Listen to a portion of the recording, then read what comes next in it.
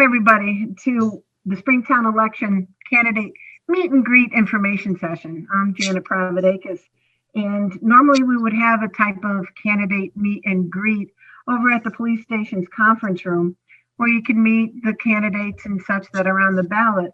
But this year, because of the pandemic, we've opted for a Zoom session. Now the session is going to be broadcasted on Channel 8 as well as on the Air Public Access website, airpublicaccess.org. And we've asked all 9 uncontested seats that are on the ballot if they would like to participate. 6 have said yes, and 3 said no. So we do have Erica Spann here as being one of the individuals who said yes. And I'm going to be giving her a chance to tell a little bit about herself. And then she can go ahead and Erica can tell us a little bit more about why she's running for the Regional School District Committee. So I'm just going to turn it over. And Erica, thank you very much for participating in this, and tell us a little bit about yourself. I'm from Air. I'm third generation Airite, if you will. I come from the Jones family who came here in the 1970s. My mother, my uncle and aunt all graduated Air High School. I graduated in 2005. And I have a daughter currently in the district. She's in middle school. And the reason that I'm running really is because there are a number of innovative ideas that I have that I'd like to move forward with, particularly where we see education is about to have a huge revamp as far as how we're assessing our children, how we're teaching our children, lessons learned from being remote. So I would like to bring some new and fresh ideas into the school system, and also address some of the new concepts, the new ideas that we have out there. I know it's going to be different. It's going to be difficult. There's a lot of unknowns, but I'm more than happy to jump in there with some different models, projects, and concepts. And some I've actually been able to sit down with the administrators and educators and staff at ASRSD and work through. Mm-hmm. And what type of past experiences do you have that will go ahead and allow you to continue doing this? Well, first, I am a health information director at a local hospital. It's Behavioral Health Hospital, Behavioral Pavilion. I also was an operations manager at Emerson Hospital, which is a hospital enterprise. So I dealt with a number of different areas there. So I'm no stranger to policy and procedure, and also budgeting, which are huge things, and the main functions that you have in the school committee.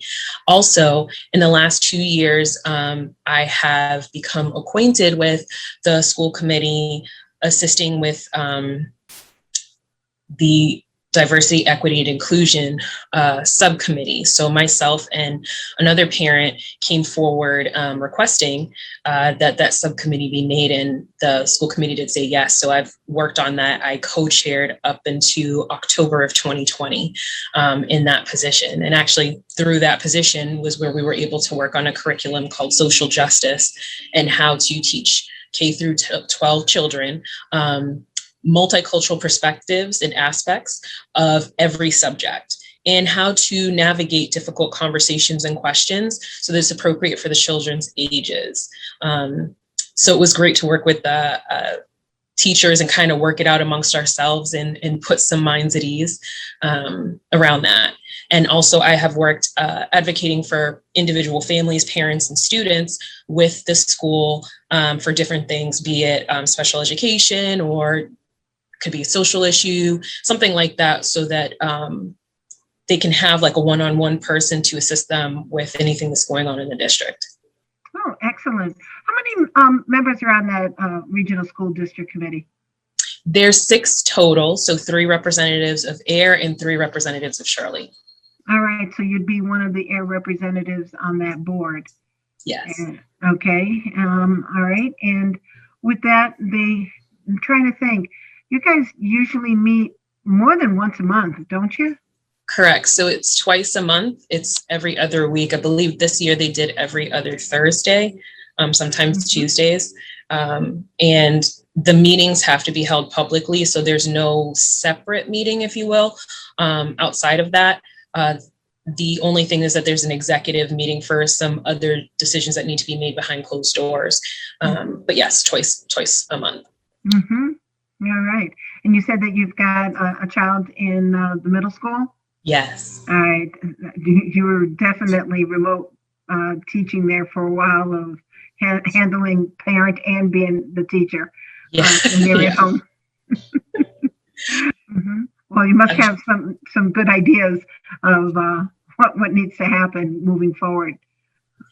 Yes, and the benefits of having remote teaching, and also, the perspective of teachers, which I have reached out to the teachers union president to speak with him to find out what are some things that the teachers are looking for, and then just kind of sharing my perspective, just being a parent, which helped me, I think, tremendously as, moving forward into that kind of role as a school committee member. I mean, I'm not an educator by any stance, as much as the teachers, but having that perspective walking in the door, I think will be very helpful. Mm-hmm. Well, I think some of the other committee members are, prior teachers and such. So it's nice to have a nice balance. Yes. So yeah. So I think that does help. Is there anything else you want people to know about you or about the position that you're vying for? Yes. I want people to know that I am looking to be active, action-oriented, and action-based. I want to make sure that we're moving forward and progressive with our district. One of the key things that I believe the children need at baseline in order to develop and grow as best they can is to make sure that we have an equity-based education. When I say equity, that means each individual child is accepted as they are coming in the classroom. And then concepts and the curriculum are applied for the children to learn in their own fashion. And through doing that, it's equal across the classroom. Also, I want to say that I am going to be very dedicated, very driven to this. And I've used my campaign and different methods that I reached out to people to kind of show just a little bit of my skill set. If you would like to know more about me, about the concepts that I'm talking about, you can go to my website, which is www.voteericaspann.org. And I have everything on my page initiatives.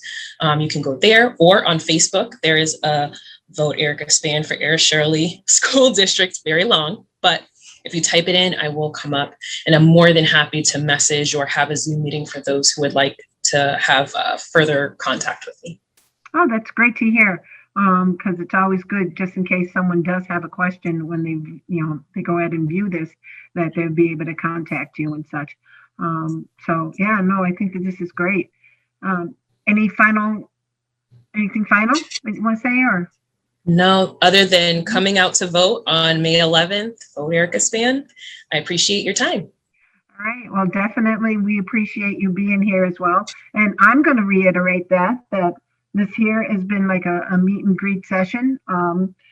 Hopefully, everybody here who's been listening and watching this have had an opportunity to meet and hear what Erica has to say. And this is all for the Springtown election on May 11th. The polls open at 7 in the morning, close at 8. And if you are interested in an absentee ballot, or if you want a early ballot, you've got to go ahead and fill the paperwork out by May 5th by 5 o'clock. And I mean, the town clerk office has got to have it in their hand by 5 o'clock, or else it's not going to be accepted. So with that, I just want to say, Erica, thank you so much for participating in this. I wish you well. And again, hopefully see you around town as I go ahead and go for my walks. Yes. Thank you so much. All right, you're welcome. Thank you.